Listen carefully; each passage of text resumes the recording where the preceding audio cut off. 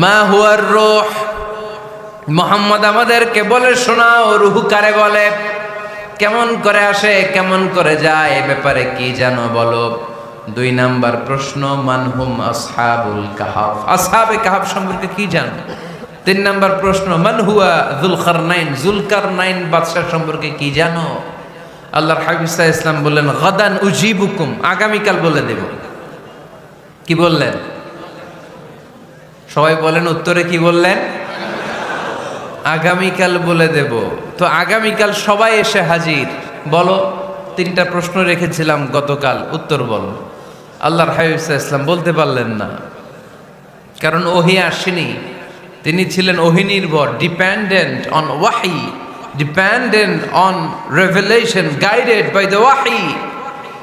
তিনি এর পরের দিনে বললেন গাদান উজিবুকুম, আগামীকাল বলবো। এর পরের দিনে এরা এসে হাজির, উত্তর নাই। আল্লাহর হাবিব সাল্লাল্লাহু আলাইহি ওয়াসাল্লাম আবারও বললেন গাদান উজিবুকুম, আগামীকাল বলবো। এর পরের দিনে এরা এসে হাজির। এরকম 1 দিন 2 দিন 3 দিন নয়, টানা 15 দিন আল্লাহর হাবিব সাল্লাল্লাহু আলাইহি ওয়াসাল্লামের প্রশ্নগুলোর উত্তর করতে পারেন নাই। আল্লাহর হাবিব সাল্লাল্লাহু আলাইহি সাল্লামের নবুয়তি জিন্দেগিতে এত বিব্রতকর পরিস্থিতিতে তিনি কখনো পড়েন নাই। ইহুদিরা প্রতিদিন এসে হট্টগোল করে আর মক্কায় রটনা ছড়ায়, দেখো এই লোকটা যদি সত্যি নবী হতো তাহলে তো উত্তর করতে পারতো, ঠিক কিনা। যেহেতু উত্তর করতে পারে না, আসলে সে আসল নবী নয়, সে ভণ্ড নবী, মিথ্যা নবী। পড়েন না আউযু বিল্লাহ। 15 দিন পর আল্লাহ আয়াত নাযিল করলেন ওয়ালা তাকুলান্না লিশাইইন ইন্নী ফাইলুন যালিকা গাদা ইল্লা আইয়াশা আল্লাহ। ও নবী, ভবিষ্যতের ব্যাপারে সামনে থেকে যখন আপনি ওয়াদা দিবেন, ওয়াদা দেওয়ার সময় ইনশাআল্লাহ শব্দটা মিলিয়ে দিবেন। সুবহানাল্লাহ পড়েন।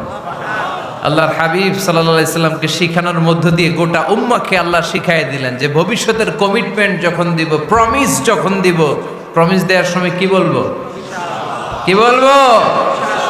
আল্লাহর হাবিব সাল্লাল্লাহু আলাইহি সাল্লাম ইনশাআল্লাহ বলতে ভুলে গিয়েছিলেন। এজন্য 15 দিন, টানা 15 দিন ওহী আসে নাই। আল্লাহর হাবিব সাল্লাল্লাহু আলাইহি সাল্লাম একবার মসজিদে নববীতে ঢুকলেন, ঢুকেই দেখলেন সাহাবারা কথা বলছে। এক সাহাবী বললেন, আমার কাছে তো সবচেয়ে অবাক লাগে যে আল্লাহ তাআলা সর্বপ্রথম যে মানুষকে বানালেন ওনার নাম কি?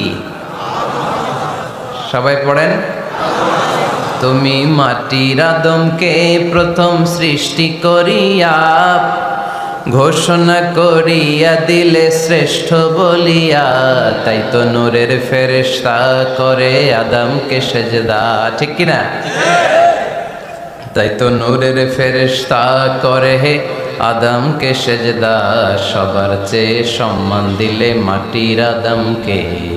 আল্লাহু আল্লাহু তুমি জাল্লে জালালুহু, শেষ করা তো যায় না গে তোমার গুণগান। আল্লাহু আল্লাহু, সুবহানাল্লাহ পড়েন।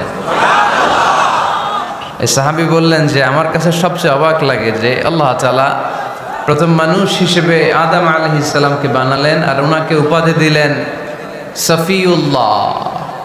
আদম আলাইহিস সালামের উপাধি উত্তর দিতে হবে আওয়াজ করে। আদম আলাইহিস সালামের উপাধি কি ছিল? আল্লাহর হাবিব সাল্লাল্লাহু আলাইহি ওয়াসাল্লাম দূরে দাঁড়িয়ে শুনছেন সাহাবাদের কনভারসেশন। আরেক সাহাবা বললেন, আরে আমার কাছে তো এর চেয়ে বেশি অবাক লাগে যে তিনি মূসা আলাইহিস সালামকে বানিয়েছেন নাজিউল্লাহ। নাজিউল্লাহ, যে আল্লাহর সাথে না যা ইউনাজি, মুনাজাত করে, গোপনে কথা বলে, কালিমুল্লাহ। এইটা অবাক লাগে যে আল্লাহ তাআলা কোনো মিডিয়া ছাড়া, ভায়া ছাড়া, মাধ্যম ছাড়া পৃথিবীর একটা মানুষের সাথে সরাসরি কথা বলবেন। আমার কাছে তো ওনার মর্যাদাটা সবচেয়ে বড় মর্যাদা মনে হয়, উনি নাজিউল্লাহ। আরেক সাহাবা বললেন, আমার কাছে তো এর চেয়েও বেশি অবাক লাগে সাইয়েদনা ইব্রাহিম আলাইহিস সালামের ব্যাপারটা, কারণ ওনাকে আল্লাহ তাআলা বানিয়েছেন খলিলুল্লাহ। তাহলে একজনকে পাওয়া গেল সফিউল্লাহ, আরেক নবীকে পাওয়া গেল কালিমুল্লাহ বা নাজিউল্লাহ, আরেক নবীকে পাওয়া গেল খলিলুল্লাহ। এই কনভারসেশন যখন আল্লাহর হাবিব সাল্লাল্লাহু আলাইহি ওয়াসাল্লাম শুনলেন, আল্লাহর হাবিব সাল্লাল্লাহু আলাইহি ওয়াসাল্লাম মসজিদে নববীতে প্রবেশ করে সাহাবাদেরকে বললেন, তোমরা যা বলেছো আমি সব শুনেছি, তোমরা যা বলেছ সব সত্যই বলেছ, ঠিকই বলেছ। আল্লাহ তাআলা একজনকে বানিয়েছেন সফিউল্লাহ, একজনকে বানিয়েছেন খলিলুল্লাহ, একজনকে বানিয়েছেন কালিমুল্লাহ। তবে জেনে রেখো আমি হচ্ছি হাবিবুল্লাহ, আমি Habibullah. The higher status, the highest peak of the status, সবচেয়ে উঁচু স্ট্যাটাস হচ্ছে আমার। খলিলুল্লাহ মানে আল্লাহর বন্ধু, হাবিবুল্লাহ মানে হচ্ছে আল্লাহর বন্ধু।